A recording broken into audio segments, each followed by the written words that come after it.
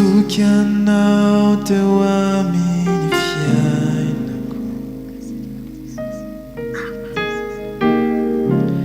nasehonao ahy fa tsara loatra ianao, isaky ny miainao. Jesosy, Jesosy io, miraikyo ny hatsaranao. Matoky anao, matoky anao teo amin'ny fiainako, nasehonao ahy fa tsara loatra ianao, isaky ny miainao. Jesosy io, miraikyo ny hatsaranao.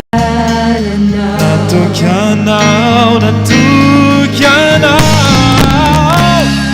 matoky anao teo amin'ny fiainako, nasehonao ahy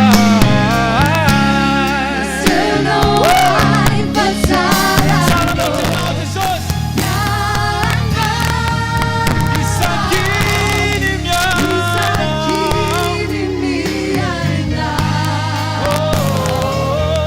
Jesosy io, matoky anao, matoky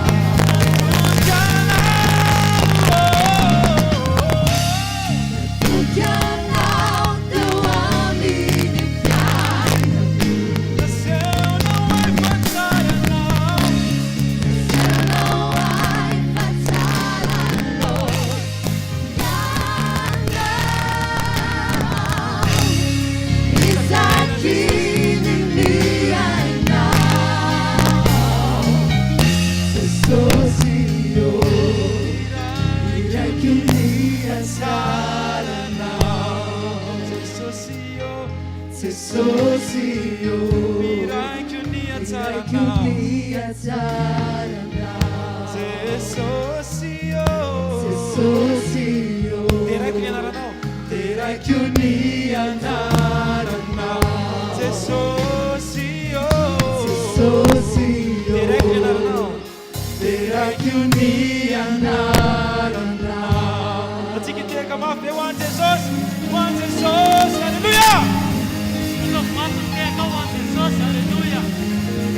Alléluia. Andaontsika hira ny hatsaran'i Jesosy amin'ny alalan'ny témoignage. Amen.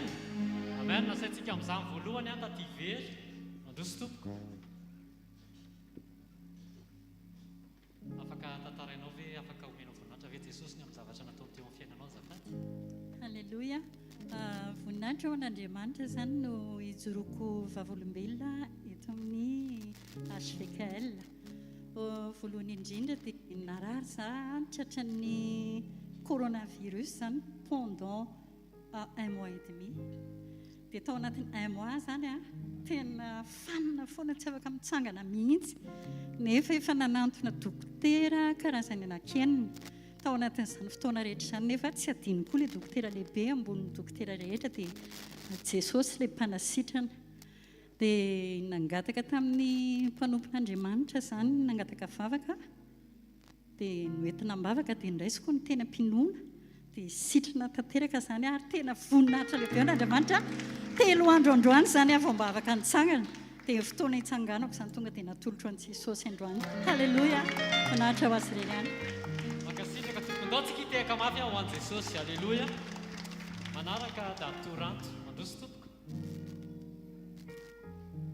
Afaka tantarainao ve ny zavatra nataon'i Jesosy teo amin'ny fiainanao, teo amin'ny ankonanao, teo amin'ny fianakaviana?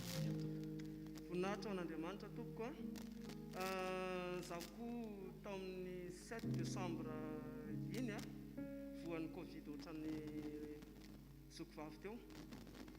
Dia tao anatin'izay mba nandalo tao anatin'ny ataoko hoe état grave moa zany filazana azy tsy haiko fa efa sepitra ahako. dia efa tao anatin'le sepitra mihitsy a. Dia nisy taona moa tao anatin'izay aho nieritreritra hoe ifo zay ve no izy, satria efa henoko zany tena efa mahalina be le izy. Dia tamin'io fotoana io a nivavaka efa tsy dia mahavavaka firy a tamin'izany fa efa mieritreritra zavatra ohatrohatr'izay. Dia lasa niverina natory. Dia eo za amin'ilay matory iny a, le ohatrany hoe misy feo malefaka zay mitarika ana amaky ny salamo 91. Dia nahita ny ten'Andriamanitra izy hoe za nafaka anao a amin'ny fandriky ny mpiaza sy ny arety mandosa. Dia tonga dia nare fitsarana be tamin'ilay izy. Dia voareko le izy, tonga dia nitsangana dia nitsinjaka. Nanaraka fiderana tamin'ny radio dia lasa tonga dia izay fahatsapako tsy maninona fa za nitsinjaka ao a. Dia eo mitsinjaka eo dia fanina ohatran'ny tenen'le zokovavy teo koa. Dia lasa mandeha matory kely aloha fa ozy aho hoe za efa sitrana, za efa sitrana, za efa sitrana. Dia tao anatin'izay a nandritra tapa-bolana moa za dia teo ambony fandriana foana mitsangana dia mitoetra ohatran'izay. Fa nisy tamin'ny asako zany a nisy mpanompon'Andriamanitra ny asako zay. Dia le mpanompon'Andriamanitra tsy nanaiko hoe ianao tsy maintsy atao test ozy izy fa aza miasa mihitsy ianao. Dia zany teny azy hoe zao a tenin'Andriamanitra efa azoko, ianao fa tsy mino an'izany tenin'Andriamanitra zany. Tsika ozy izy mivavaka fa aleotsika mba mandeha amin'ny fahendrena ihany. Ka ny fahendreko ana le tenin'Andriamanitra. Dia tsy mety zany ozy izy fa zay vona hikarakaranao na ohatrina lany aminao a. Dia ndao ozy izy fa manaova test. Dia nanao test. Dia eritrereto tamin'ny 7 décembre 12 décembre nanao test a, efa vaintsiavo mivaly ny test. Dia nivalin'le izy moa négatif, voninahitra ho an'i Jesosy. Dia ray volana lasa koa zay a, nisy taona nisintona rano tamina lavadrano anakay zay. Dia nisy mipitsika tatao lamosika. Dia tao anatin'ny fiderana mangotrakotraka be mihitsy a, tsy reky tsony hoe nakaiza le izy nanjavona any. Dia tao anatin'ny vanim-potoana io mihitsy a, nisy zobavinay zay adaladala izy, tsy haiko izay zavatra nataony tantata fa lasa dala izy. Dia ohatrany misy olona manenjika anazy, misy olona mampitahotra, misy olona mono azy. Dia tamin'io fotoana io izy no entinay teto. Dia izy tsy mety hinan-kanina, tsy mety hinana fanafody, tsy mety atao ninninona fa tena sorandony fa nanatrika teto izy. Tonga teo izy tao anatin'ilay fiderana, vao vita ny fiderana no naozy izy. Dia verina ny sainy, salama tsara izy. Tsy natsiaro saina zany le zobavinao? Tsy natsiaro saina le zobavinao? Tsy natsiaro saina izy. Tsy natsiaro fanenjehana izy ary fampitolomana fanenjehana izy. Dia tamin'ny lahady herin'ny rafakapitso misy zodahako zay indray, izy io hafa indray mihitsy io a, vadin'ny zandriko vavy. Dia izy io mivavaka amina fiangonana tsy mino an'i Jesosy. Dia tsy taona zay vokatry ny fifampizarana sotr'izany moa zany a, nitenenanay anazy hoe raha tsy amin'i Jesosy anao tsy vovony sotr'izany. Dia lasa olana taminay le izy a, lasa nisy fisarahana taminay.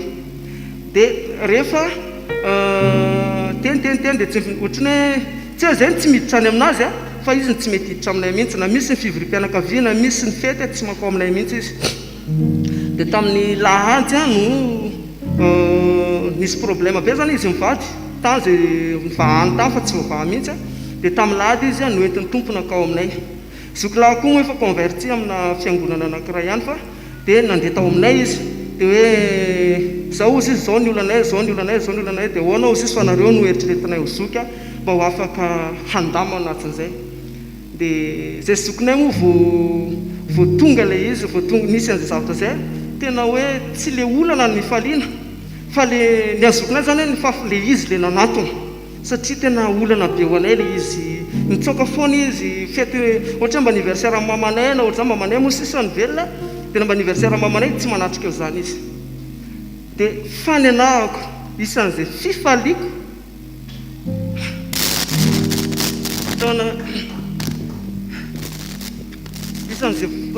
fifaliako be tao anatin'le izy a, firy taona lasa nivavaka ho an'ny ankonako.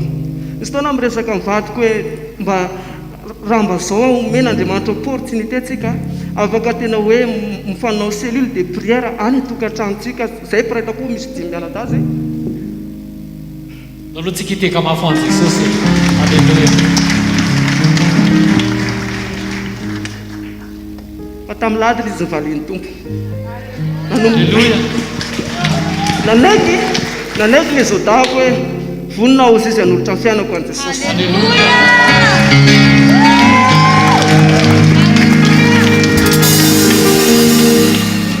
dia isan-kalahady hariva zahay a zay mifanekena teo a no manao cellule de prière.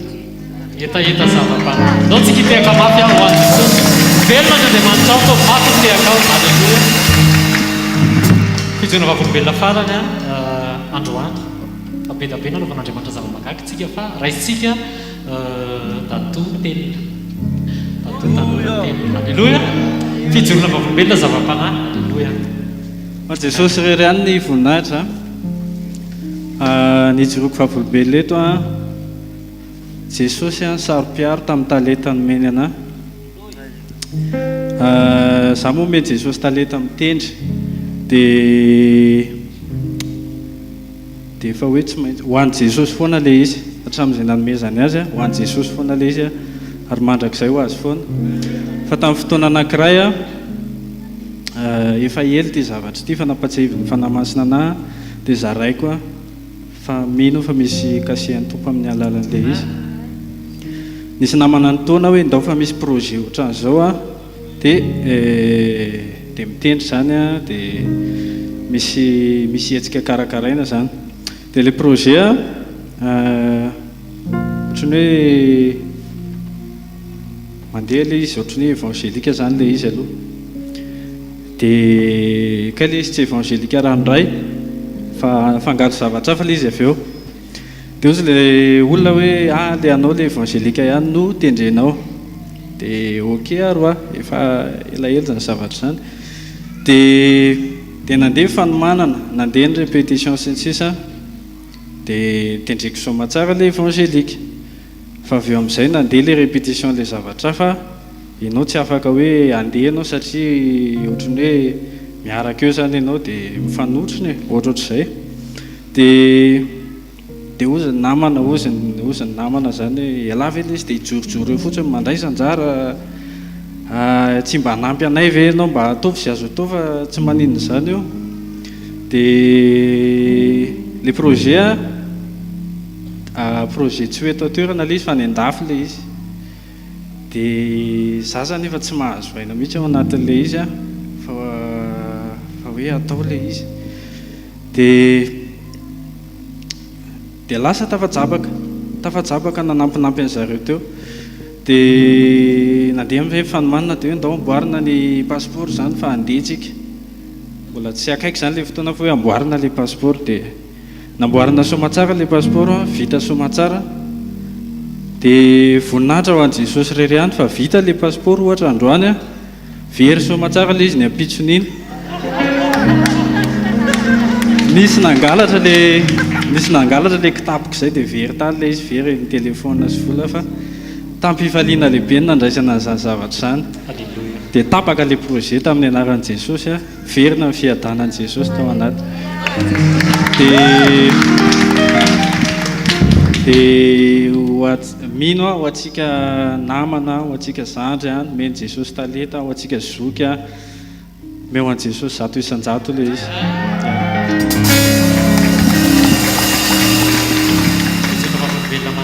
manarakarak'izay a tiandray sy voaingana fomba nananganan'i Jesosy ana tao anatina azo lasainy hoe fahavarim-barianana zany le fahavarim-barianana zany a ohatrany hoe tsy tonga sainy zany ianao fa ohatrany hoe ataony biasa be zany ohatra ianao dia lasa tsy manam-potoana ianao vavaka na hoe mitokana ianao mamaky teny dia variana ianao a dia eny ianao dia variana iny ianao mihaino teny foana mihaino sekoly mihaino fivoriana fa ianao hoe variana ianao tsy misy an'le ho anao manokana zany tsy manana le fotoana ho anao manokana fa variana ianao miasa sy ny sisa dia ararotiny devoly moa le fotoana dia rehefa variana iny ianao dia variana iny dia farany ianao lasa sasa manota farany ianao lasa mandeny amin'ny arabe ary ianao efa tsy mahazo aina mihitsy fa hoe raha zao a ny accidenté aty a dia ohatrany ahoana mivavaka ihany ianao fa mivavaka ataonao dia hoe Jesosy io mamondrafo amiko izay fotsiny fa tsy hitanao izay fomba irenanao anatin'ilay izy a dia tena reko hoe tia Jesosy satria mibitsika ny fanahy masina ny anaty any hoe mamaky ianao teny midiry ianao amin'ny teny a mamaky ianao baiboly a mitokana ianao dia zavatra mitranga rehefa miseho izay zavatra izay dia manaika hoe ok fa aloha rehefa avy eo ataoko aloha izay zavatra tokony ataoko fa aloha rehefa avy eo dia lasa ohatr'izay foana fa tamin'ny fotoana anankiray amin'izay a ohatrany hoe variana miasa zany dia tsy mety tanterako mihitsy le teny hoe midiry ianao amin'ny teny mamaky ianao baiboly a dia za moa miasa amin'ny ordinateur a tamin'izay fotoana izay zany efa mangetaeta foana fa ohatrany hoe tena sakana ny devoly mihitsy ianao ataony izay ampisipisi zavatra be dia be tokony ataonao dia tamin'izay fotoana izay tena nitapahan Jesosy ny courant tena hoe tsisy zavatra azonao atao intsony zany e dana amin'izay mamaky baiboly zany dikan'izany dia voninahitra ho an' Jesosy fa tena rehefa miaraka amin'ny etaeta ianao mamaky baiboly a tena tsy mahavita tokoray akory ianao dia mikasika ny fanahy masina mamelona tafaverina ny fiadanan'i Jesosy a manangana indray izy voninahitra ho an' Jesosy irery any aotsika hitehaka mafy ao an' Jesosy manasanao mitsangana hitehaka mafy ao an' Jesosy a sady anaisantsika ampaton'Andriamanitra. Alléluia. Avereny zao hoe velona Jesosy. Avereny fandroany velona Jesosy. Resy ny fahafatesana. Amen. Amen. Velona Jesosy.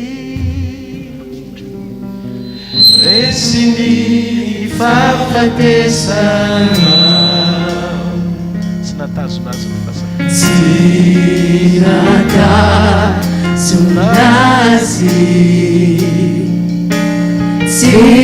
Sinatazunani fasana Fani edinide Magaga sitakachini sana Veluna Jesosy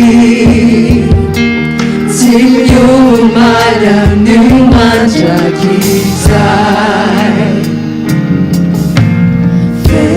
Veluna Jesosy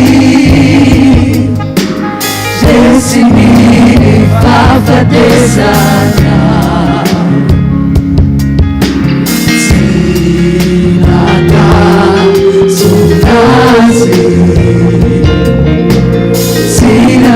Sinatazunani fasana Faniye limite Magaga sitakachini sana Veluna Jesusi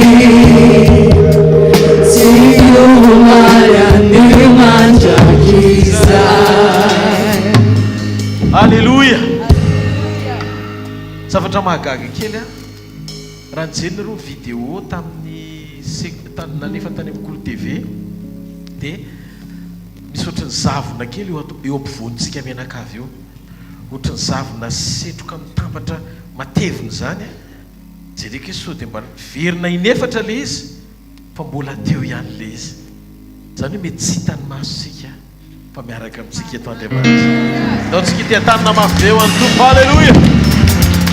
Zany ny antony a mety mahavariana kely le izy zay le mahafinaritra be le fanotronana hoe tony eo fotsiny ny olona very sainy fampitolomana modiny sainy vita amin'ny fivoriana tsisy nandroka devoly a tsisy nametra tanana taminy a fanotronana Andriamanitra. Ataontsika ity tanana mafy be ho an'Andriamanitra. Halleluia. Velona eo anivony fiderana mpanavitra antsika. Halleluia. Velona eo anivony fiderana izy maneho ny heriny manotrina antsika izy ary ny sandriny lehibe sady mahagaga ny eo amin'ny fiainantsika tsirairay avy. Ndaontsika ity tanana mafy be ho amin'ny mpanjaka antsika. Halleluia. Endrika mandrakizay ianao Andriamanitra voninahitra ny eo anao rery mandrakizay saotra ny fanovam-piainana misaotra amin'ny fanovam-po, misaotra amin'ny famangina amin'ny fiainam-pananay, misaotra amin'ny fidirana an-tsaitra amin'ny fomba tsy takatry ny saina amin'ny fiainanay, misaotra fa mbola mitenanay mandrakariva ianao, misaotra fa mampahery anay ianao tompo anteny androany aoka hoery sy aina ho azy zay mahazo azy ary fahasalamana ho anofinay rehetra mitenenena Jehovah mihaino mpanomponao. Amen. Mahazo toerana tompoko a miravantsika indray amin'ity takariva ity a eto amin'ny fanatrehan'Andriamanitra iombonantsika. Amen. Fantatro fa le Andriamanitra eto anivontsika dia Andriamanitra mahery ary ahery ho fiainana isam-batan'olona izy androany sady hanotronanao ihany koa. Amen. Zavatra anankiray tena rehefa mandinika amin'ny Baiboly ianao dia mandre an'Andriamanitra manokatra ny ao anatinao manambara zava-miafina. Ary izay zava-miafina sy fanambaran'izay no mitondra fampaherezana sy fampitsorona ho antsika mamakivaky ny fiainantsika amin'izay zavatsarotra rehetra lalovantsika eto ambonin'ny tany. Misy karazan-javatra maro lalovanao eto an-tany fa ny zavatra azo antoka dia izao manoatra no mmpandresy fontsika miaraka amin'i Jesosy. Zavatra anankiray tena nahavariana aty a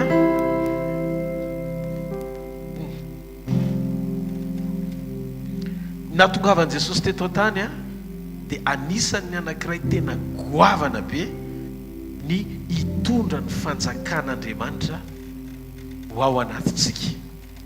Manina hoe hitondra ny fanjakan'Andriamanitra aiza ho ao anatintsika.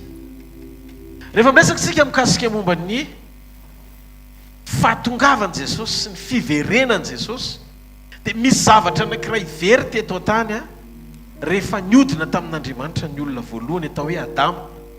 Niaisitra teto tany Andriamanitra sy ny fanjakany ary ny tanjon'Andriamanitra faratapo indrindra tamin'ny nahatongavan'i Jesosy teto ambony tany dia ny amerina io fanjakany io eto tany amin'ny alalan'ny olona, amin'ny alalan'ny olombelona asan'ny tanany.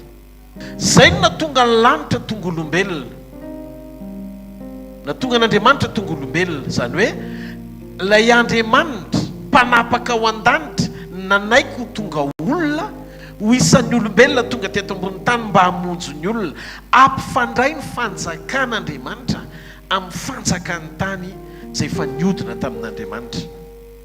Ary zao io fanjakan'Andriamanitra io dia naseho tamin'ny alalan'ny fahatongavan'i Jesosy nofo teto an-tany. Tsika tsy nahita ny fanjakan'ny lanitra fa ny an-danitra, fa ny lanitra seza fiandrian'Andriamanitra, ny tany fitoeran'ny tongony. Andriamanitra tamin'ny voalohany nahary ny lanitra sy ny tany. Mozisy ny Genesis toko voalohany andiny voalohany efa nalazaiko teto zay fa ho avery kely fotsiny diditra amin'ny votoatiny tsika. Raha Andriamanitra namorona ny lanitra tamin'ny voalohany Andriamanitra, zany hoe tamin'ny voalohany Andriamanitra nahary ny lanitra, zany hoe talohan'ny faharinan'ny lanitra no efa teo Andriamanitra fa taiza izy, satria ny lanitra ny foroniny ny toerany ary ny tany ny foroniny ny toerany zanak'olombelona. Dia ny valany tamin'izay Andriamanitra dia tao amin'ny fanjakan'Andriamanitra mialoha amin'ny fotoana nanangana ny lanitra ka nanorena ny fanjakana tao an-danitra atao hoe fanjakan'ny lanitra, fanjakan'ny tanan'izay miany. Ary rehefa vita ny fanjakan'ny lanitra vao namorona fanjakany hita maso izy atao hoe tany, zay isehonjany atao hoe fanapahan'ny lanitra tsy hita maso zany ohatrany hoe zanan'Andriamanitra, zanatan'Andriamanitra kely namoronan'olona tahaka ny endriny hanapaka azy, zany hoe misy ny fanjakan'ny tany ihany koa. Dia zay ilay izy hoe ny antom-pisin'ny zavatra rehetra izay nataon'Andriamanitra zany dia misy endrika fanjakana ao.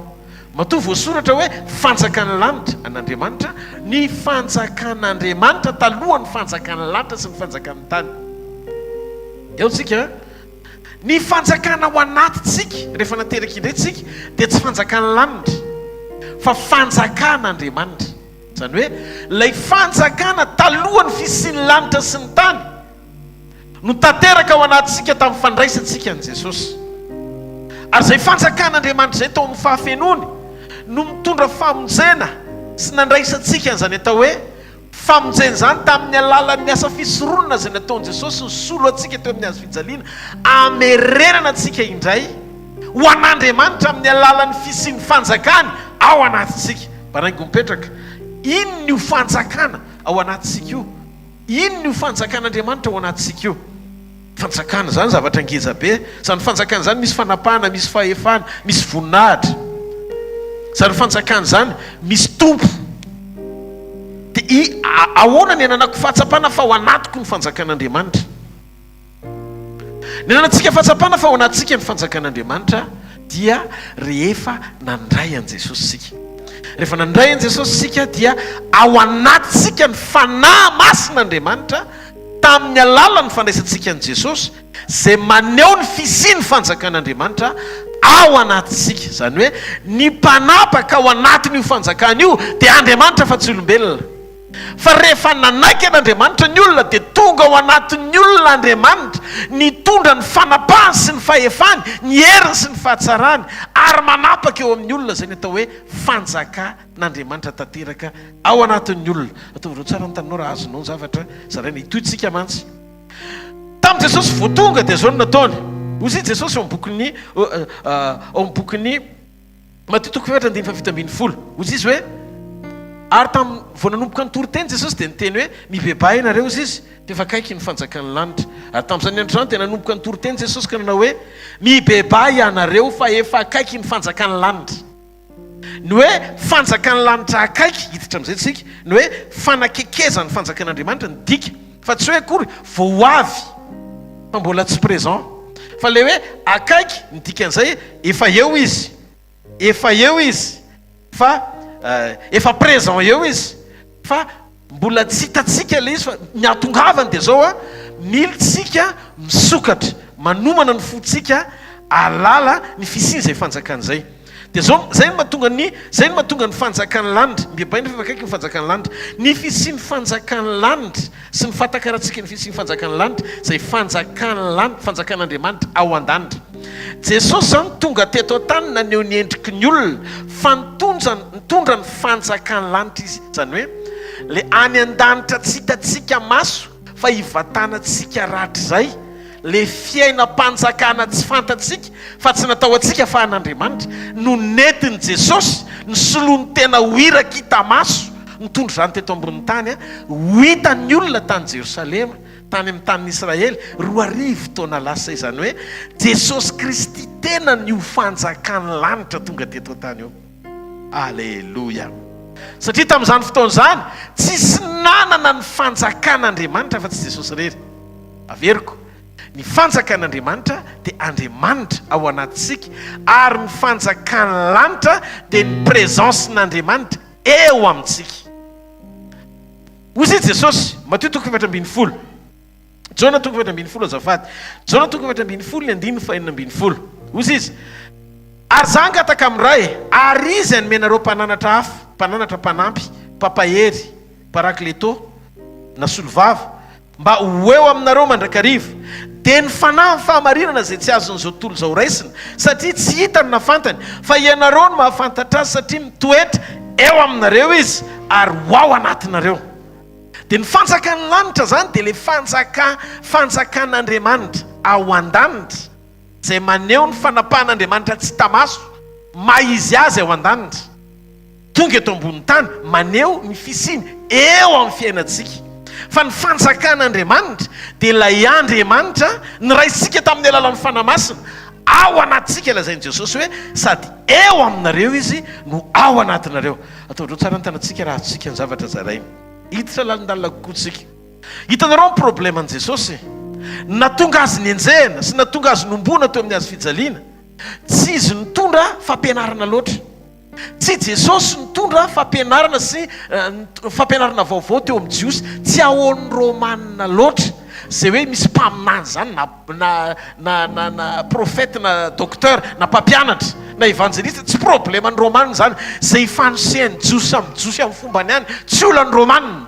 Fa raha vao nanomboka mitory Jesosy ka niresaka momba na fanjakana dia taitra Herôda. Ary zay ny problème ny ampangan'ny Jiosy azy. Reo mpanapaka ny sinagoga dia nametraka fa vao hozongozona ny fanapahan'ny Roma eto amin'ny tanin'Israely, satria misy olona tonga hanangana fanjakana vaovao ivelan'ny fanjakan'ny Romanina. Dia nanomboka taitra ny mpanapaka tao Roma, taitra Sezara, taitra daholo ny ekipany rehetrarehetra, ry Pilato sy ny sisa. nanomboka nanaiky amin'izay ry zareo zay isamborana an' Jesosy satria zareo ny saina ny fanjakan'i Jesosy ho eto an-tany. Azonareo petraka ilay izy. Io fanjakany lanitra tonga teto an-tany akaiky voalaza amin'ny baiboly hoe mibebah inareo fe fa akaiky ny fanjakany lanitra. Inona ny dikany hoe fibebahana? Ny fanjakany lanitra dia tsy tanteraka eo amin'ny fiainan'ny olona tsy manana ny vision an'Andriamanitra. Dikany hoe fibebahana dia fanapahan-kevitra hiala tamin'izay fomba fisainana diso tsy mifanaraka amin'ny sitrapon'Andriamanitra, fa manomboka ianao manaiky hisokatra ao amin'ny sitraposy ny volonté an'Andriamanitra tanteraka todrontanan'izay miaina. Dikan'izay raha miteny amin'ny baiboly ny io fanjakany lanitra io rehefa tonga eto ambony tany dia fanjakana tafatoeta sy miseho eo amin'ny fiainan'ny olona manaiky hibebaka. Zay no nahatonga ny fanjakan'Andriamanitra ny annonce John ny teny ozy John hoe John mpanao batisa ozy John mibebah ianareo ozy izy fefa akaiky ny fanjakany lanitra. John koa ny teny momba n'io fanjakany lanitra io. Ary azadino ny fanambarany Jesosy ao amin'ny bokin'ny Matthieu izay toko faha 1:20 ny 1:20 izy hoe hatramin'ny androny toko faha 2:20 ny 1:20 hoe hatramin'ny androny John mpanao batisa ozy izy dia rombana ny fanjakan'Andriamanitra ary mpandrobaka dia mandrobaka azy amin'ny kery fanjakany lanitra ary mpandrobaka ozy dia mandrobaka azy amin'ny kery. Zany hoe ny fanjakany lanitra lazainy John koa ndresaka momba ny fanjakany lanitra hoe efa présent le fanjakany lanitra. Zany hoe ny fanjakany lanitra dia présent nanomboka tamin'ny Jesosy ny torotoronina tao akibo teraka. Efa présent eo Jesosy tamin'ny John nanao ny asa nanomana ny lalan'i Jehovah. Halleluja.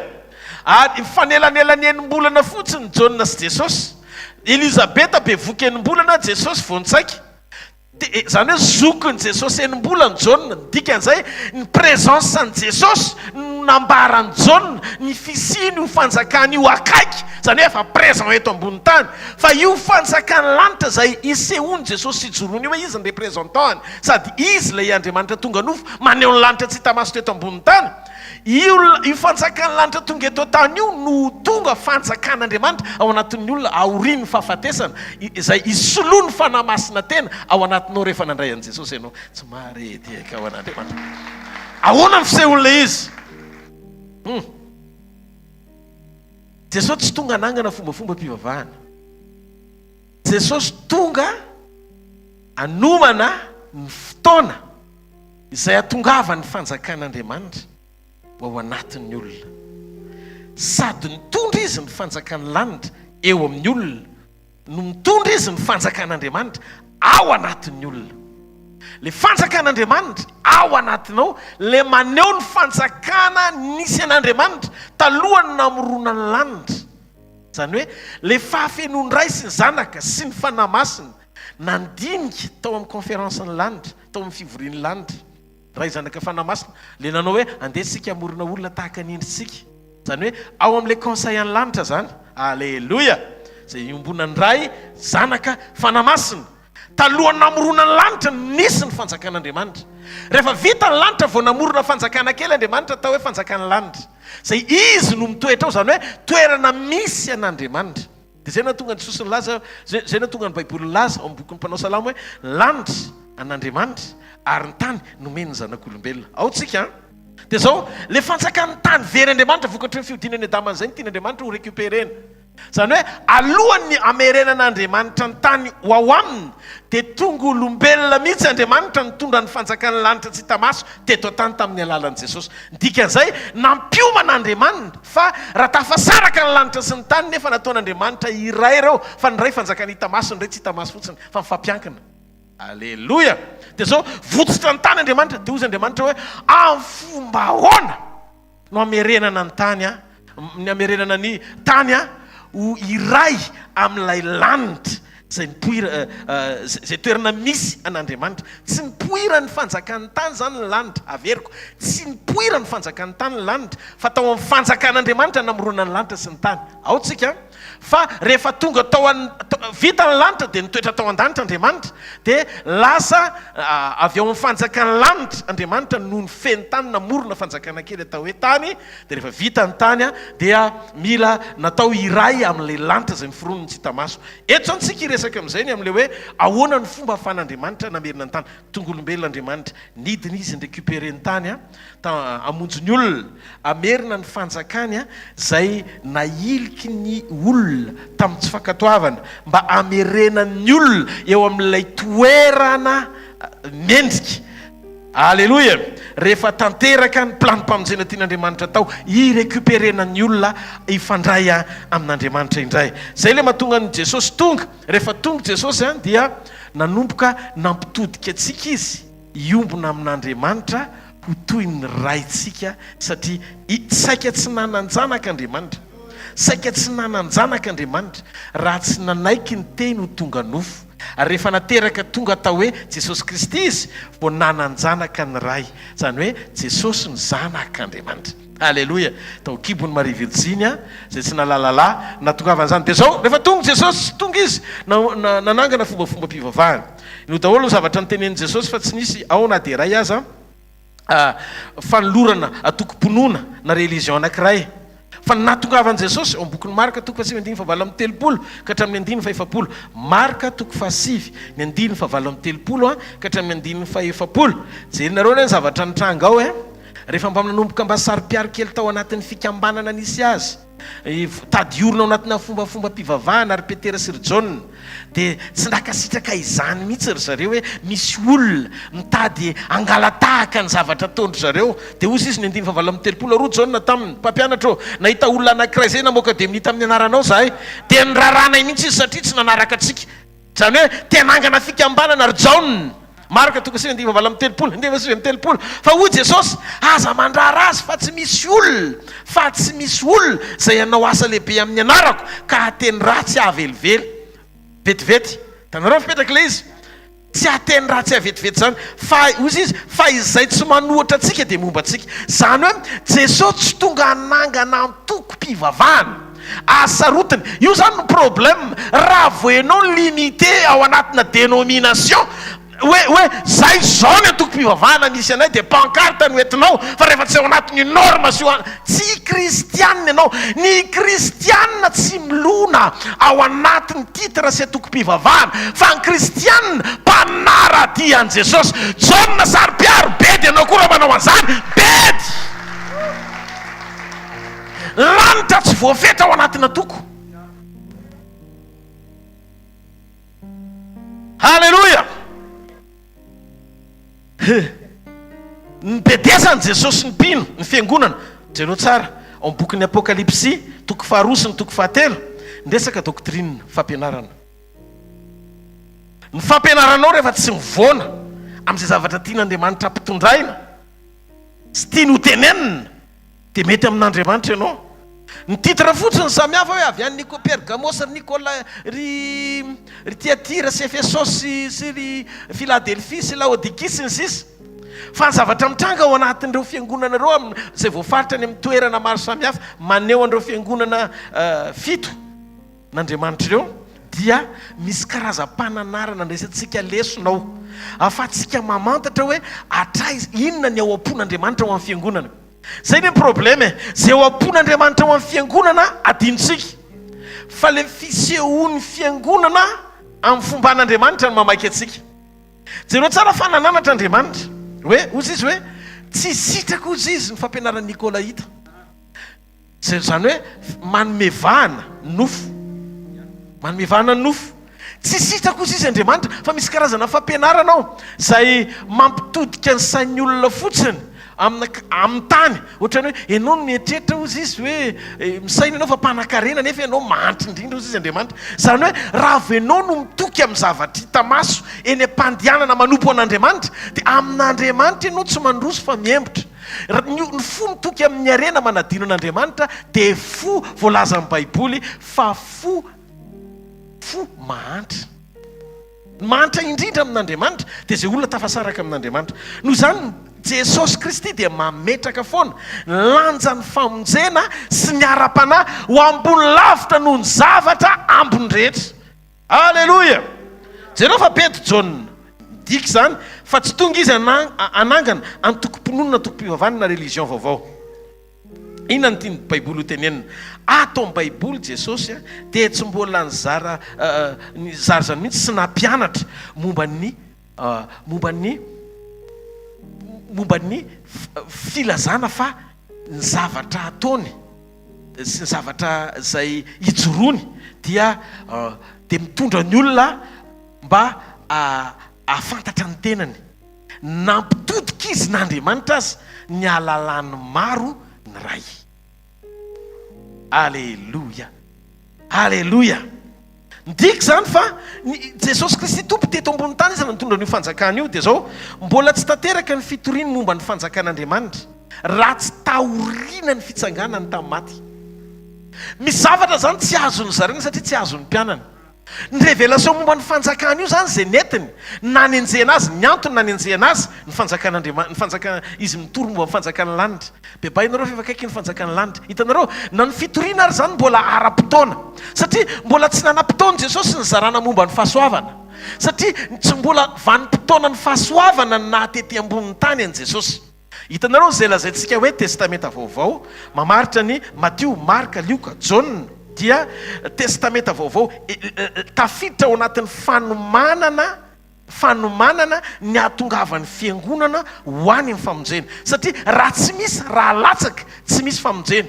Zay natonga ny Jesosy teo fandraisana nalaza hoe ny raha ny fanekena vaovao, raha ny fanekena vaovao. Rehefa latsaka ny rahan Jesosy vao nanomboka ny fanekena vaovao, tafiditra ny vanim-potoana ny fahasoavana tahorinina latsahany raha, zany hoe manomboka ny tena marina ny fotoana ny fahasoavana sy ny fizarana momba ny fahasoavana. Tsy Jesosy no nizara azy fa apôstôly iraka Jesosy no nizara azy. Ndao tsika tena ilay izy nahoana Jesosy tsy nizara fahasoavana. Jesosy tsy nizara momba ny tenim-pahasoavana izy satria tamin'izy teto ambony tany eny an-dalana izy anomana le fanjakana mba hahatonga antsika tsirairay avy hisitraka ny fahasoavany ao anatin'io fanjakana io. Ao ve tsika? Jesosy mihitsy ny fahasoavan'Andriamanitra. Tao amin'ny Jesosy ny hanovozantsika fahafenona amin'ny fahasoavana, manampy fahasoavana. Jona toko voalohany dia ny faina ambin'ny folo. Noho izany Jesosy tsy mbola nizara sy nampianatra momba ny fahasoavana mihitsy izy, fa Paoly no apôtra ny fahasoavana. Tsy miresaka momba ny fahasoavana Jesosy atao anaty baiboly satria tamin'ny androny dia mbola tsy nanomboka ny fotoana ny fahasoavana. Jesosy Kristy mbola tao anatin'ny fanekena taloha na dia tao amin'ny testamenta vaovao aza no tantara nisy anazy Matthieu, Marka, Luka, John. Mbola tao anaty fanekena taloha izy. Ny antony tsy mbola tafiditra mihitsy tamin'ny fotoana na teto tany Jesosy ny fizarana momba ny tenim-pahasoavana.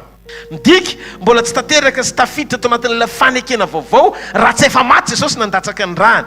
Izy tonga teto tany zany ny lalana hidirantsika any amin'ny fanekena vaovao sy ny testamenta, le tena hoe vrai testamenta vaovao tiany baiboly ho resahana. Misy mahasamy hafa azy ny hoe testamenta vaovao sy ny fanekena vaovao. Ao amin'ny testamenta vaovao Matthieu, Marka, Luka, John dia samy mbola mirakitra ny fanekena taloha, mampiditra antsika fotsiny ho amin'ny fanekena vaovao. Ny antony ny fanekena vaovao dia manomboka tahorin'ny nahafatesan'i Jesosy. Tamin'i Jesosy mbola nandehandeha olona tety ambony tany dia mbola teo ambany lalàna izy. Zany ny antony natonga ny Jesosy niteny zavatra sy fampianarana mahakasika momba ny lalàna foana. Ny antony mbola tsy tafatoetra sy vonona ny fahasoavan'Andriamanitra raha tsy efa latsaka ny rahan'i Jesosy ary tsy efa vita ny famonjena. Tsy maty Jesosy raha tsy tanteraka ny fanoloran-tenan'i Jesosy nitondra ny fahotantsika, nitondra ny otantsika sy ny farantsitsika rehetra. Tsy maintsy ny vidiny tamin'izy teto tany tamin'ilay endriky ny nofo avokoa ny farantsitsika rehetra ary ny diakapoka tamin'ny nasanantsika. Amen. Zay vao tanteraka ny fahafahantsika mijinja ny fahasoavan'Andriamanitra tahorin'ny nahafatesana rehefa nitsangana tamin'ny maty izy. Tamin'i Jesosy tetỳ tany dia nindresaka izy mikasika momba ny fanjakana lanitra ary nampianatra ny mpianana izy ny amin'ny fisian'io fanjakana lanitra io tonga fanjakan'Andriamanitra.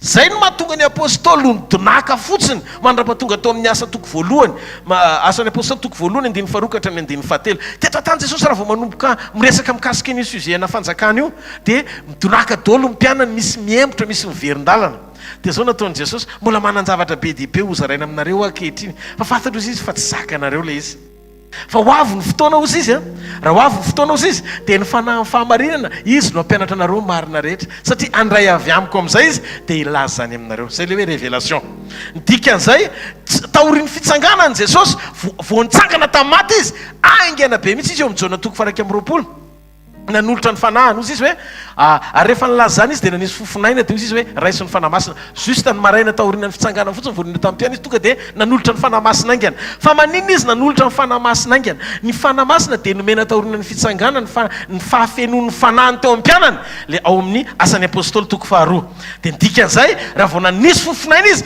dia nanokatra ny tao anatin'ny mpianana anomana amin'ny alalan'ny fisiany fanamasina satria ny présence amin'ny fanamasina anatin'ny olona ny fanehoana ny fisiny io fanjakany io eo amin'ny olona alleloia ahoana mahatonga ny teny an'izany ozy izy jesosy tamin'ny ao amin'ny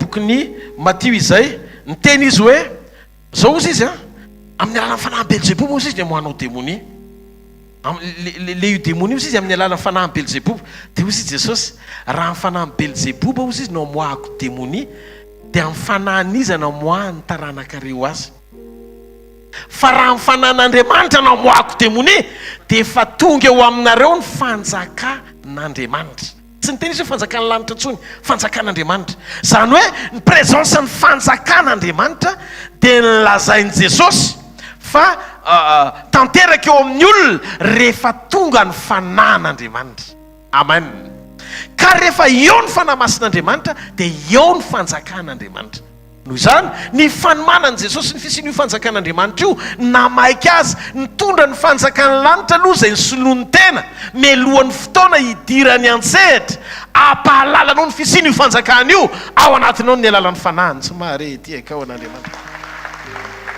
hitanareo io ny efa nizaraiko tamintsika ny devoly dia kerobima voahositra niodina tamin'Andriamanitra noho izany Andriamanitra dia tsy afaka tonga dia misetrasetra manafoana ny satana nanana izy amin'ny fahefana zany fa io ny fahefana-pitsarana azy tsy fahefana tsotra fa tsy maintsy fanjakan'Andriamanitra ny manafoana azy alleloia manafoana ny fisiny noho izany ianao zany tsy mety ianao maha olona tsotra anao raha hitsara ny devoly sy androaka azy fotsiny na manao zavatra tsy mety azy izy fa tsy maintsy Andriamanitra mitondra ny fanjakana eo anatinao voatanteraka ny fahafanao mandroaka azy amin'ny anaran'i Jesosy alleloia zay no mahatonga ny Jesosy nilaza fa maninona ny misy afaka mikitika ozy izy satria tsy nisy mihitsy zany hatrany amin'ny androny Mosesy hatrany amin'ny Genesis ka mandrapatonga ny Matio hatrany Malaki tsisy mpandroaka devoly zay mpaminany fantatreo rehetra na Eli mpaminany raha mbola tsy nandroaka devoly nefa ny anisan'ny mpaminany mpandatsakafo avy any an-danitra misetrasetra amin'ny fanotronana Moïse koa ohatra zany fa rehefa tonga Jesosy dia nanam-pahefana tamin'ny devoly satria efa manomboka ara-panjakana ny resaka eto zany hoe tsy maintsy manaraka ny procédure Andriamanitra manaja ny zavatra nataony Andriamanitra izy aloha miditra eo ambany fahefany teniny voatanteraka alleloia voatanteraka sy zavatra rehetra tiany atao sy ampanaovina misy olona eto androany hitanao manokana Andriamanitra ary azoko antoka fa ty fotoana ity le fotoana manokana inoko fa ka ikasen'Andriamanitra ny fiainanao manokana manomboka androany amin'ny anaran'i Jesosy sy amin'ny alalan'i Jesosy ro tontolo mpanoherina rehetra tiany fahavalo atao andravana amin'ny fiainanao dia tsy anatanteraka tsy ambilina tsy anapahefana satria le fahefana avo sy ambony indrindra no ao anatinao ny ao anatinao tsy hoe nomena fahefana fotsiny ianao ka nosorana fa misy présence ao anatinao Andriamanitra fanamasina ary noho ny fisiny fanamasina ao anatinao fanjakan'Andriamanitra alleloia rehefa mivoaka ny décret avy eo ambavanao amin'ny anaran'i Jesosy manana antoka fa manaiky ny zavatra rehetra halleloia io tsisy hidirany amin'ny fahakelezanao fa io eo ambany ny fahefan'ilay nanendry ianao halleloia Jesosy talohany nahafatesany niresaka izy momba ny fahatongavana ny fanjakany lanitra tamin'ny mpianany zay izy ny solotena naneo an'izany atahorian'ny fitsanganana izy bokyny asan'ny apôstôly toko voalohany ny andiny voalohany ka hatramin'ny andiny fahatelo asan'ny apôstôly toko voalohany andiny voalohany ka hatramin'ny andiny fahatelo dia tahorian'ny fitsanganana izy dia ozy izy ny ten'Andriamanitra.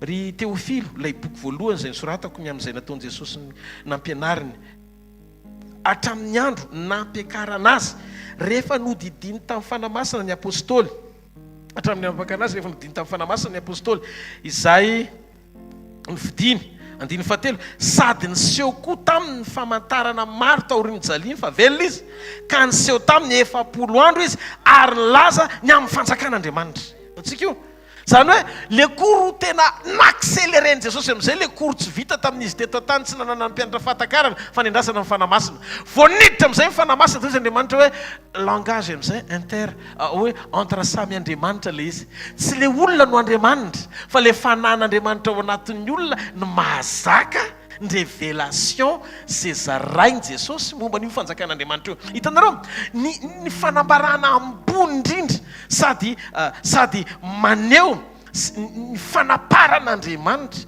ny fanotronany sy ny asany eto ambony tany dia ny fananana fahatakarana ny amin'ny zava-miafy n'io fanjakan'Andriamanitra io sy ao anatinao sy tao amin'i Jesosy Kristy nahafaingana azy na tonga anazy tena hoe ny asa faingana mihitsiny mba nanantsika an'izay fahatsapana izay. Mosesy tsy nanana io fanjakan'Andriamanitra tao anatinao io. Mosesy satria mbola tsy tonga Jesosy, mbola tsy tamin'izany zareo mbola tsy voavonjy fa zao ny an'ny Mosesy le fanjakan'ny lanitra manohana azy. Zay le mahatonga ana mizara andrasany ho zaray kely vetivety amin'izay. Ao amin'ny bokin'ny Apokalipsy misy zavatra kely somary remarque hitako ao amin'ny Apokalipsy toko faharoa sy ny toko fahatelo. Isaky miteny Jesosy hoe dia milaza izy hoe zavatra anankitelo. Zao nolazainao misy fotoana izy milaza fa hoe hoavy, ilay hoavy ozy izy. Dia amin'ny faharoa indray izy miteny amin'ny fiangonana sasany miteny izy hoe ilay hoavy tsy ho ela. Dia miteny indray izy hoe efa eo ambaravarana mandondona. Azanao fetraka ilay izy. Zany hoe raha miteny an'io izy ny hoe hoavy tsy ho ela, hoavy faingana sy ny eo ambaravarana ka mandondona dia tela Jesosy hoe fa ilay milaza fa hoavy eo aminao ihany no hoavy tsy ho ela ary izy koa no mandondona eo ambaravarana. Midika zany amin'ny fiangonana fa le hoe eo ny fanjakan'ny lanitra dia tsy hoe lavitra be mbola andrasana fa efa eo izy miaraka aminao. Amen. Efa eo akaikinao izy. Raha maneho zany Jesosy mikasika mbona hoe fanjakan'ny lanitra akaiky dia tiany Jesosy ho fantatsika zany hoe tsy hoe lavitra izy fa efa eo amintsika. Eo anivontsika akaikitsika ny akaiky. Io zao za zao mahita hoe fortuna zao eo akaiky ny pasteur Jao. Dia ohatr'izay mihitsy izy efa akaiky ny fanjakan'ny lanitra zany hoe efa eo izy. Fa tsy hainao mbola miandry fa mbola roviana le izy efa eo izy. Ao vetsika. Ary io fanjakany io mahasarotiny an'Andriamanitra satria io fanjakany io rehefa tonga eto ambony tany nentin' Jesosy teto tany tonga fanjakan'Andriamanitra ao anatinao dia zao tsy hoe ianao miandry an'Andriamanitra tsy hita tsony fa miombona amin'Andriamanitra ao anatinao. Izy ny efa tonga ao anatsika. Zay mahatonga ny Matio toko 10 ny andiny fafito ka hatramin'ny andiny 10. Rehefa nandeha Jesosy ao Matio toko 10 ny andiny fafito ka hatramin'ny andiny 10 dia mbola naveriny Jesosy ihany io teny io rehefa naniraka amin'ny mpianana izy. Satria ireo mpianana izay nirahan'ireo mbola tsy maty izy noho izany tsy ho afaka ao anatin'ny mpianatra mihitsy ny fanahany ka tonga azy ilaza hoe mandanonareo mitorianareo fa efa ao anatinareo fanjakan'Andriamanitra. Non, mbola tsy ndresaka momba fanjakan'Andriamanitra izy fa ndresaka izy momba fanjakan'ny lanitra. Ary raha nandeha ianareo izy amin'ny andiny fafito Matio toko 10 dia mitory efa mbiakaiky ny fanjakan'ny lanitra. Matio toko 10 andiny fafito. Sy trano marary atsangano maty ataovy zao zavatra diovy miboka voainy démonie efa nazo mamaimpona nareo ka manomeza mamaimpona. Zany hoe le fanjakan'ny lanitra isoloany Jesosy tena naniraka ny apôstôly. Hitanareo mahatonga izy lasa hoe apôstôly, apôstôlos ny fiantsoana azy. Midika tsy mpaminany no ny rahan'Andriamanitra, tsy docteur no ny rahan'Andriamanitra fa ny hoe apôstôlos dia midika hoe lahiraka mahasolo le fanjakana irahana ambabo. Ny romanina no nampiasa an'io apôstôlos io. Zany hoe ny iraka Kaisara ho an'ny Jiosy dia Herôda. Zay no natonga ny Herôda voalaza fa mpanjaka ny Jiosy. Azonareo tsara fipetraka le izy. Dia zao rehefa nandeha ry Herôda mba nitary ny apôstôlos ny Roma tonga tany ka nambabo fahefana dia zao babony Jiosy ny Israeliana babony Jiosy dia zao afaka miantso an Kaisara amin'izay ry zareo rehefa navita niraka hoe tongava amin'izay fa efa tonga ny fanjakanao. Efa manapaka eto amin'ny tany Israely ny fanjakan'ny Roma. noho izany afaka ianao mandefa n'izay iraka tianao alefa, zany hoe afaka mandefa izy investisseur amin'izay, afaka mandefa izy zay iraka spitsikilo. Fa zao reo apôstôlosy reo nandefasany Roma azy dia misy amin'ny endrika anankitelo. Ny anankiray maramila mety mandefa général izy ohatra, mandefa général, mandefa kapiteny, reo iraka solon'ny Roma tonga any reo. Dia faharoa koa mandefa izy pitsikilo, mandefa izy pitsikilo.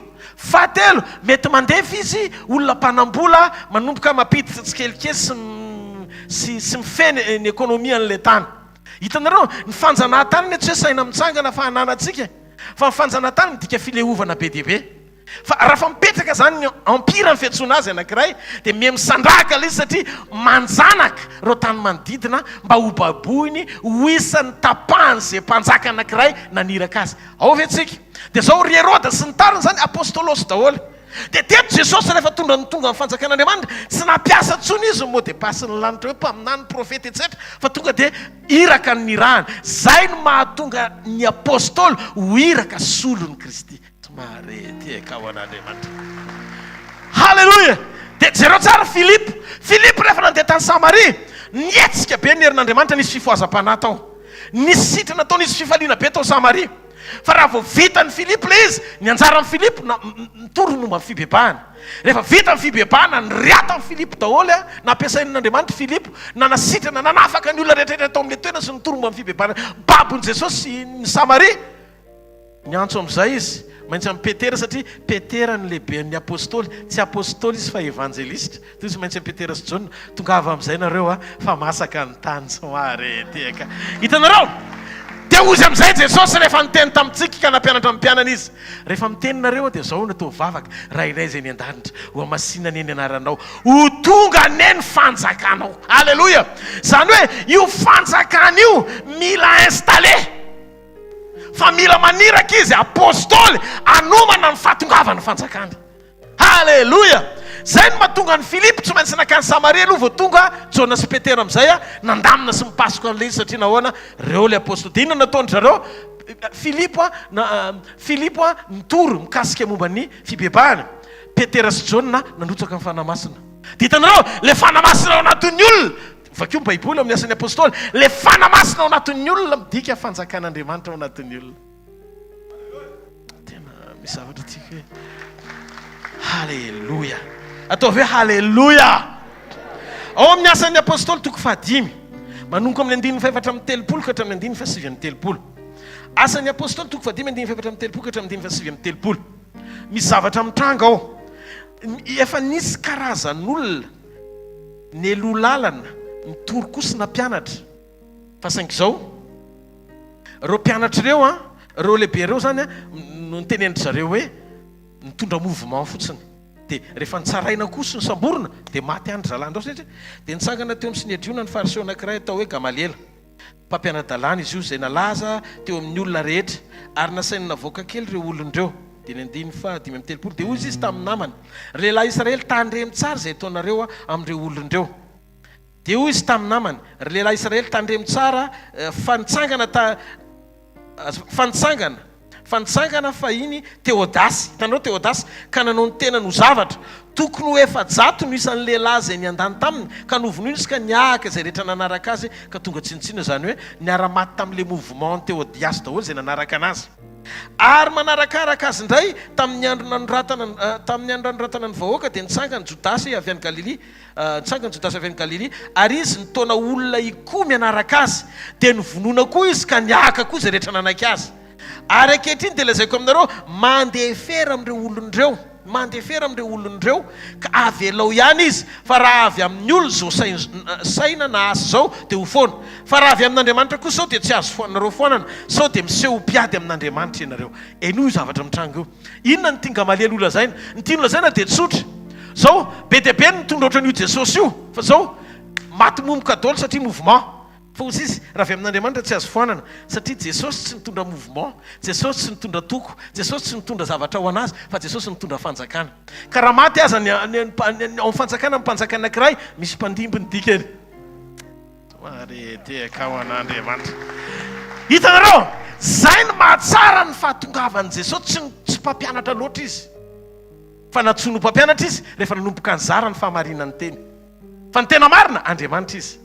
Andriamanitra nitondra ny fanjakany hoeto tany maiky ny eo amin'ny olona mandraka androany 2 arivo taona lasa. Jesosy nitsangana tamin'ny maty niakatra ho any an-danitra mipetraka kavan'Andriamanitra ray fa mbola misy foana ny apôstôly Sirano mandraka androany hitondra sy ampafantatra ny fisian'io fanjakany io. Halleluja.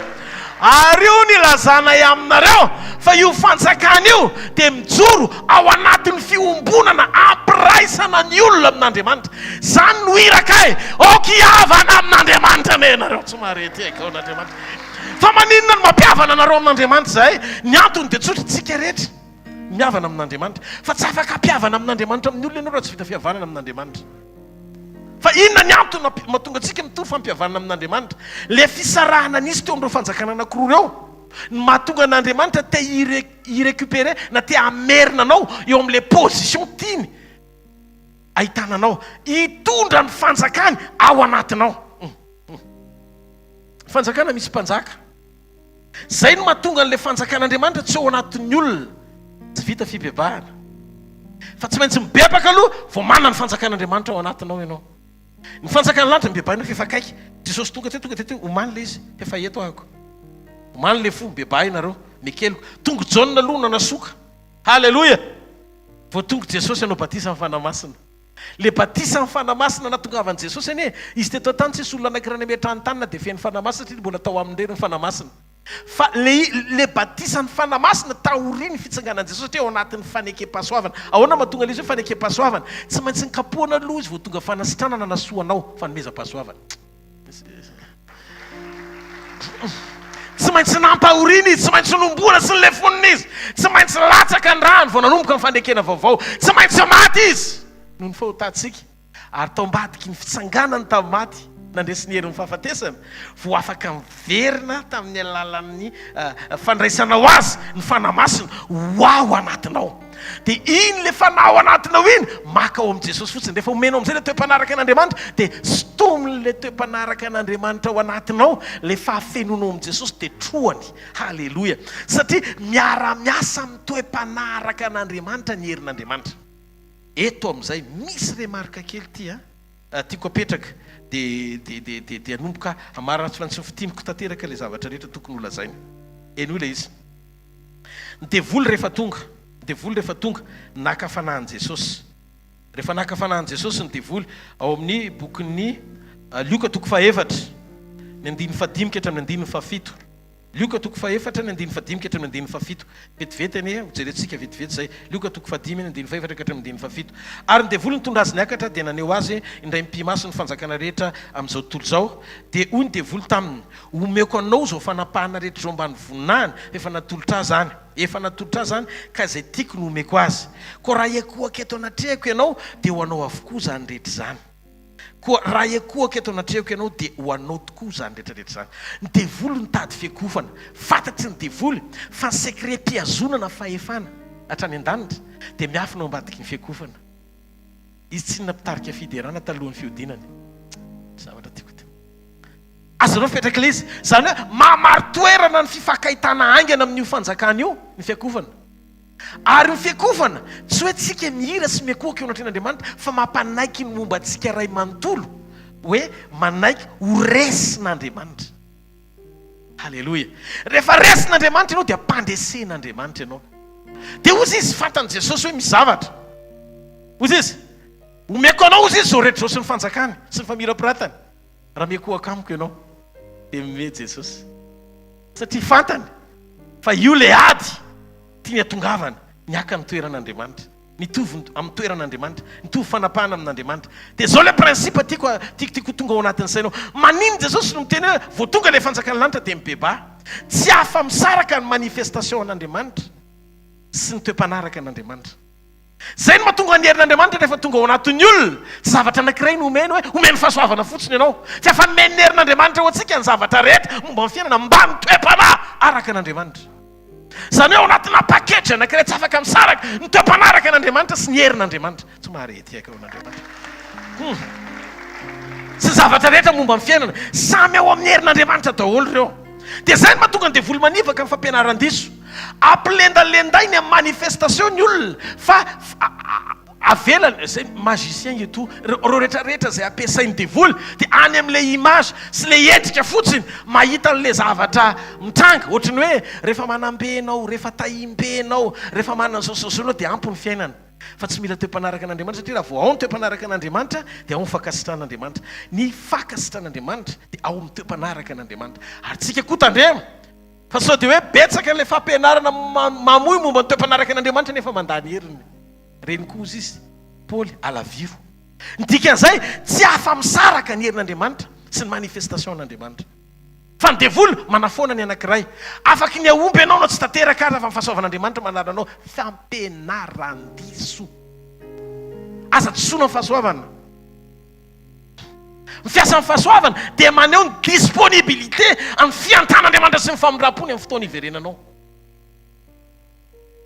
fa mila miombona amin'Andriamanitra tsara ianao mba hampahazoaina ny fanjakan'Andriamanitra fa vao tonga fotsiny izy présent fa mbola tsy tonga fanjakan'Andriamanitra aloha fa mbola fanjakan'ny lanitra zay nahatongavan'i Jesosy niseho hoe eo amintsika dia efa nitendry hoe beba aloha vao tonga ao anatintsika izy mahazo aina amin'izay ny fanahany satria nahoana ny fahatongava ny fanamasinao anatinao dia anampy ianao amin'izay ny fanamasina dia anovanao mety hoe mbola tsy tanteraka ianao eny an-dalana fa tsy tonga dia hoe parfait be koa na parfaite tsy hoe ny fahataterahanao na lahy na vavy ianao zay mianao androany fa zao ny fanekenao ny fanjakan'Andriamanitra ao anatinao dia hiasa mahery eo amin'ny fiainanao anomenao ny fahatsapana ny zavatra tokony atao sy ny tsy tokony atao hibitsika ao anatinao hoe tia ny lalina ka andiano amen anomenao ny hevitr'Andriamanitra ny révélation sy ny fampianarana marina ahafahanao mijotso voatahiry hampahazoaina an'Andriamanitra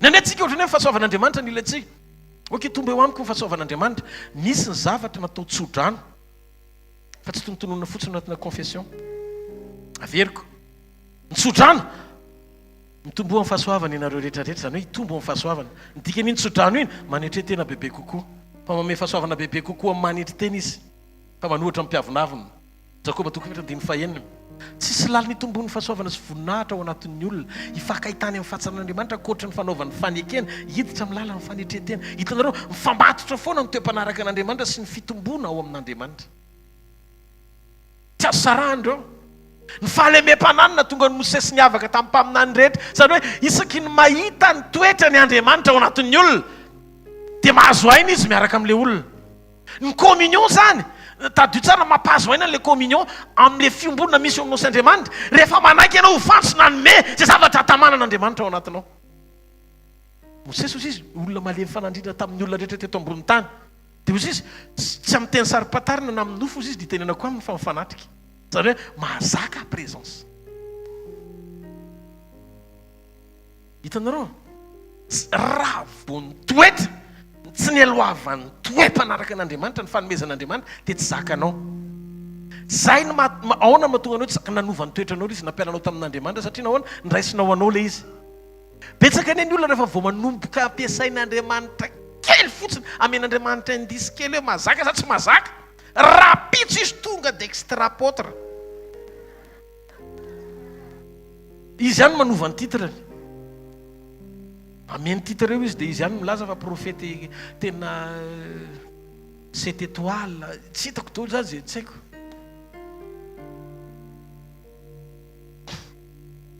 halleloia lasa tapitra tonga dia profety daholo ny ray tanàna raha vao manomboka nahita kely fotsiny hoe misy hao ao tapindohan'ilay olona ry ananina ry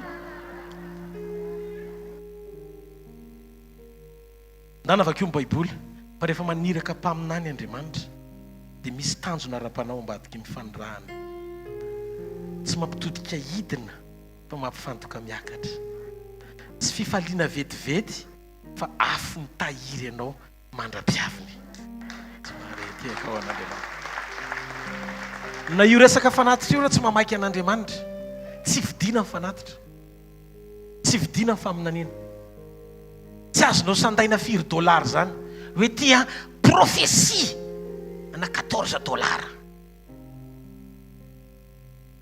fa nany mamony eo amin'ny alitary zany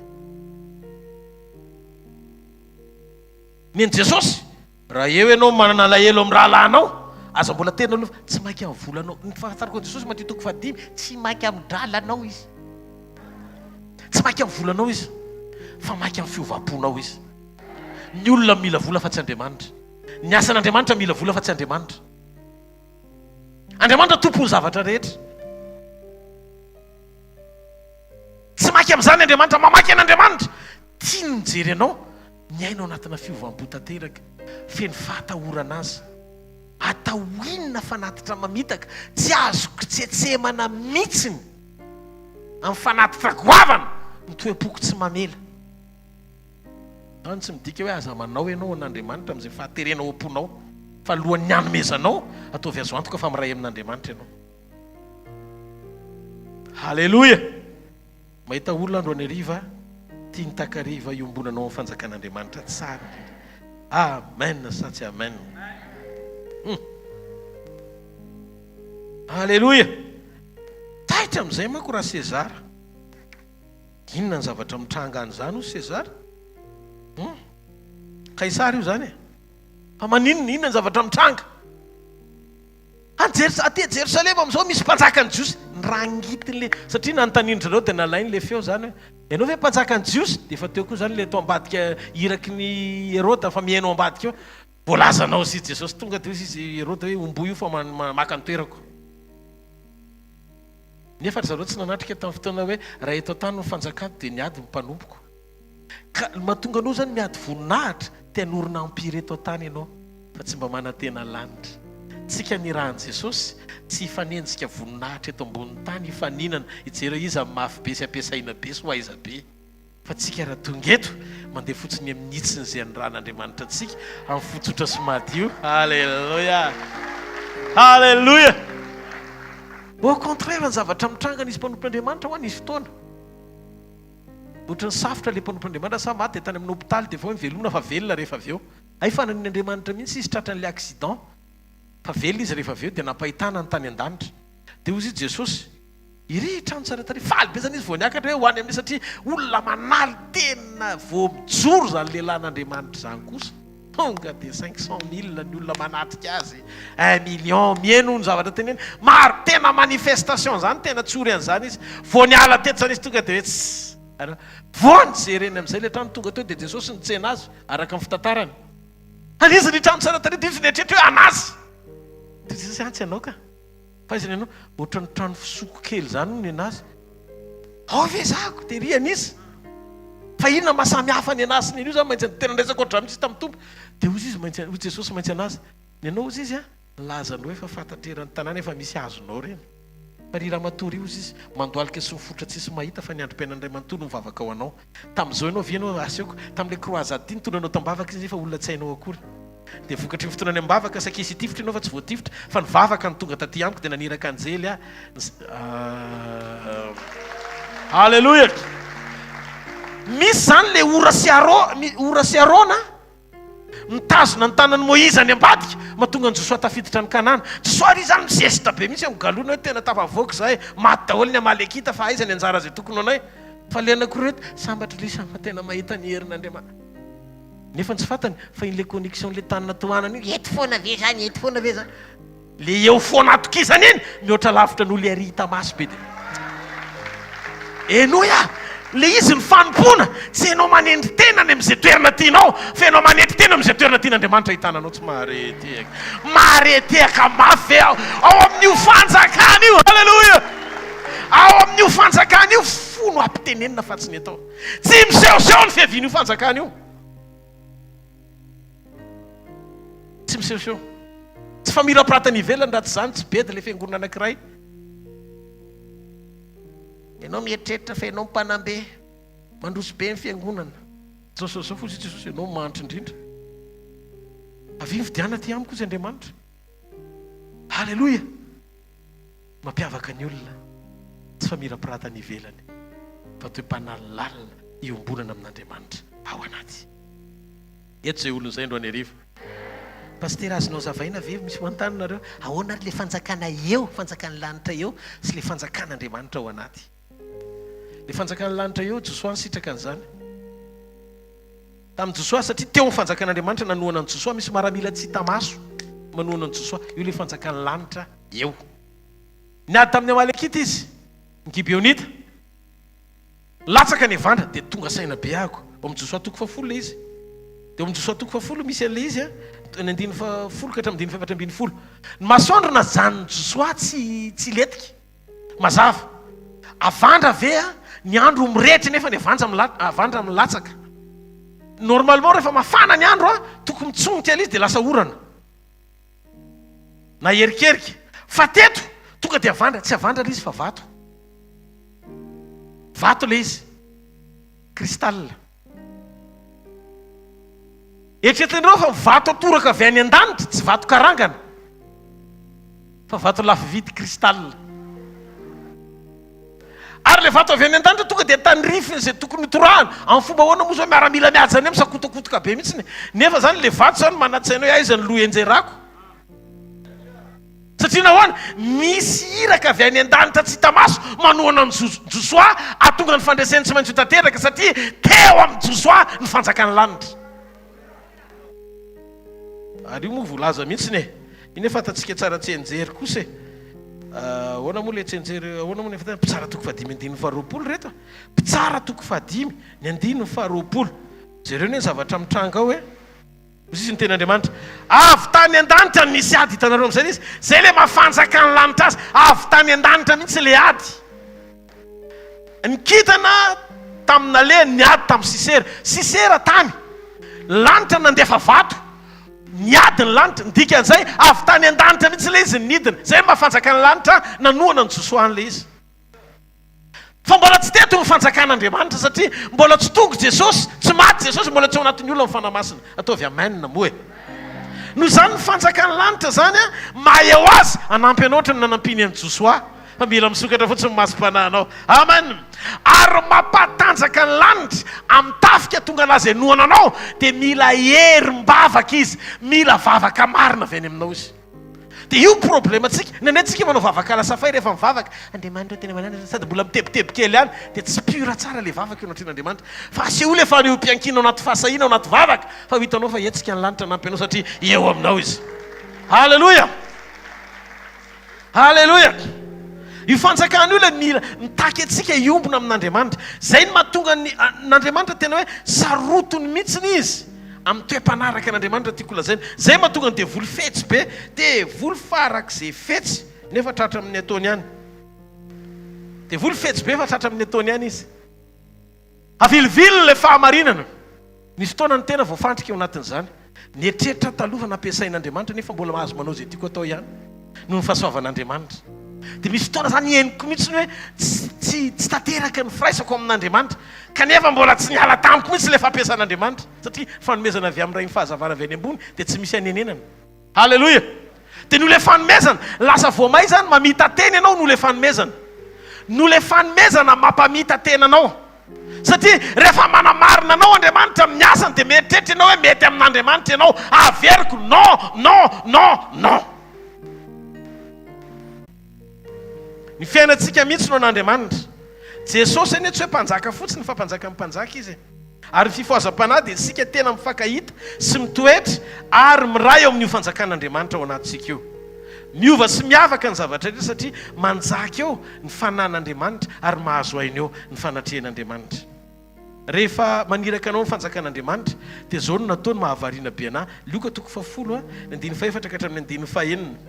Luka 10 ny 4 ka hatramin'ny 9 zao ny voasoratra ao alohan'ny amaranako anazy rehefa mifanjaka ny lanitra maniraka anao Luka 10 ny 4 ka hatramin'ny 9 aza mitondra kitapom-boly na kitapom-batsy na kapa ary aza miarabolona kory eny an-dalana tsy mampianatra amin'ny avonavona kory izy ary zay trano idiranareo dia lazao aloha hoe fiadanana ho an'ity trano ity amen. Ary raha misy zanaky ny fiadanana ao dia toetra eo amin'ny fiadanana tononareo fa raha tsy zany dia hiveriny aminareo kosa zany ny dikan'izay rehefa ianao zany tsara foka mizara fiadanana tsy maty antoka mihitsy rehefa tsy raisin'ny olona dia hiverina any aminao zany mahatonga antsika tsy tokony hoe sorena rehefa misy tsy mamaly rehefa miaraba avy aloha izy tsy hamaly ihany fa miverina aminao zay tozany ataonao azonareo dia ozy izy rehefa maniraka anareo dia manino izy miteny aza mitondra an'izao aza antaony hoe Matio 10 Matio 10 ny 7 ka hatramin'ny 9 Matio 10 ny 7 ka hatramin'ny 9 ozy izy Matio toko fahafolo ny andininy fahafitoko hatramin'ny andininy fahafolo. Zao ny voasoratra ao amin'ny anaran'i Jesosy. Laza ny tenin'Andriamanitra hoe ary raha mandeha ianareo dia mitorify efa mbiakaiky ny fanjakany lanitra. Sitrano marara tsangano madioviny boka voainy demonia. Iny ko aza mitady volamena ndiny fasivy na volafotsy na varahana ao anaty volafotsy na varahana ao anaty fekibonareo na kitapom-batsy ho amin'izay aleha dia tsara na akanjo roa na kapa na tena fa ny mpiasa dia mendrika azony ihany ary izay tanàna sy vohatra ekanareo dia fataro tsara izay mendrika ao ka mitoera ho amin'ny mandram-pialanareo eno tsara lay izy. Maninona ny baiboly miteny hoe aza mitondra zao aza mitondra ry aza mitondra ry aza manany amin'izao. Io fanjakany lanitra io rehefa maniraka anao dia miporovoaranao foana izy. Ny dikan'izay tsy miankina amin'ny fanahinao hitondra izay tianao entina fa izy efa mamatsy meloha amin'ny fotoana haingana tsy mahareteka ao an'Andriamanitra. Halleluja! Noho izany io fanjakana io fanjakana tsy azo ampiororona. Amen. Efa vita meloha famatsiana melohan'ny haingana. Dika efa vonona talohan'ny Adama idena. Efa vita melohan'ny andrahananao ny valiny. Aza manana inona na inona aoka tsy ny sainao sy ny fonao sy ny fanahinao no hamaritra ny vokatra hitranga eo amin'ny fiainanao fa ao anatin'ny fanjakana io misy sosy arena be mihoatra lavitra no izay veriny sainao efa nomanin'Andriamanitra ao anao tsy mahareteka ao an'Andriamanitra. Tsika ny rehefa mivavaka ao anatin'ny fanjakana io dia zao mivavaka mitondra ny zavatra efa misy tsy hita maso tonga misy fotsiny.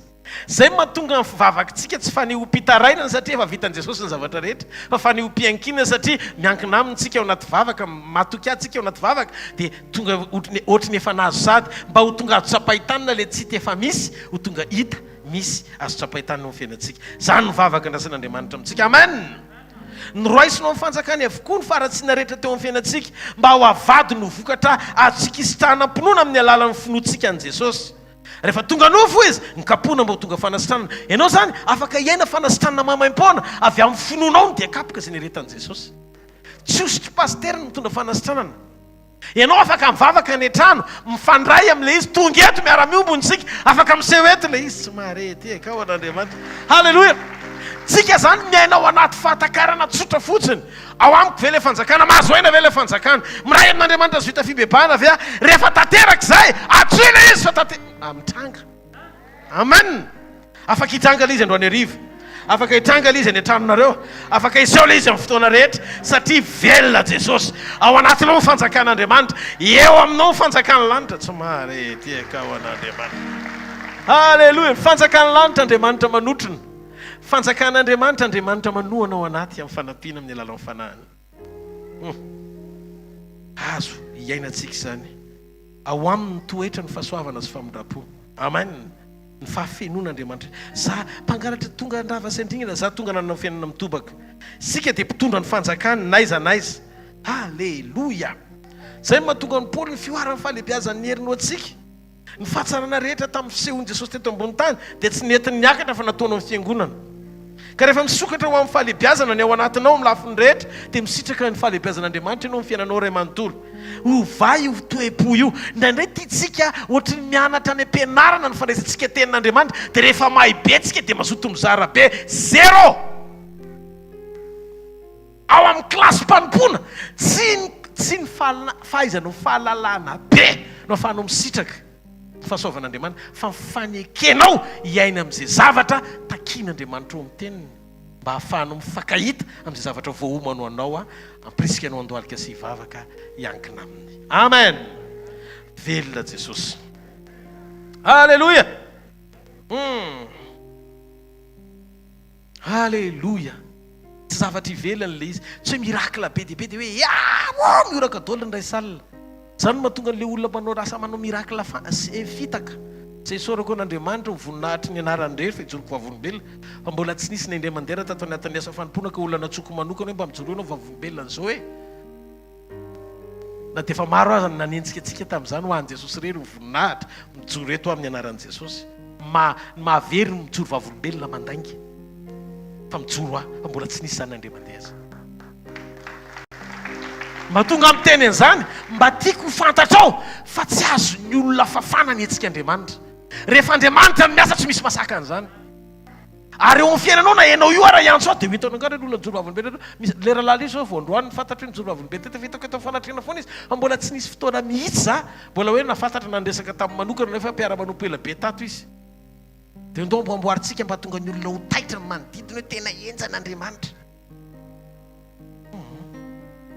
Velona Jesosy, tiako tenena aminao velona Jesosy, ary satria velona izy velona koa ianao.